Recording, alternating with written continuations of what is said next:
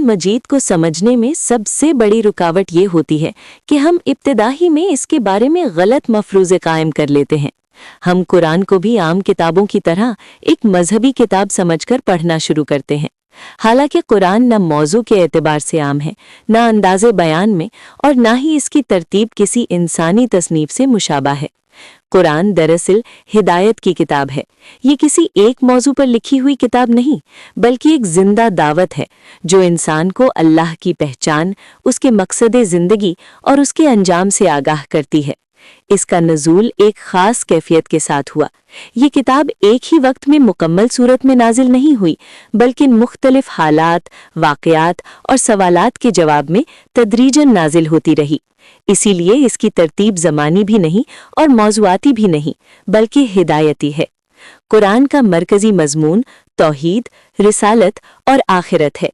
इस एक मरकज़ी हकीकत के गिर्द बेशुमार मज़ामीन घूमते हैं: तारीख़, अखलाक, कानून, इबादात, मुआशरत, मिसालें, किस्से, तनबीहात और बशारतें।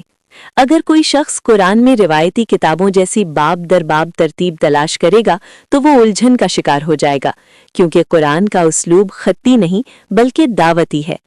कुरान का तर्ज़ इस्तिदलाल भी मुनफरिद है। ये सिर्फ मंतिकी दलाइल पर नहीं चलता, बल्कि अक्ल, दिल, फितरत और ज़मीर सबको एक साथ मुखातिब करता है। कभी सवाल करता है, कभी मिसाल देता है, कभी पिछली कौमों के वाक़यात सुनाता है और कभी बराह रास्त इंसान से मुकालमा करता है। यही इसकी सबसे बड़ी कुव्वत है। असल मसला ये नहीं कि कुरान मुश्किल है, बल्कि मसला ये है कि हम इसे गलत ज़हनी सांचे में रख कर पढ़ते हैं।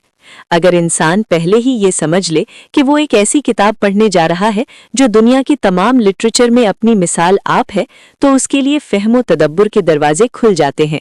कुरान को समझने के लिए ज़रूरी है कि हम अपने पहले से बने हुए तसव्वुरात को एक तरफ रख दें और इस किताब को खुद अपनी शराइत पर बोलने दें। यही रवैया हमें गुमगश्तगी से बचाता है और कुरान को वाकई हिदायत की किताब बना देता है।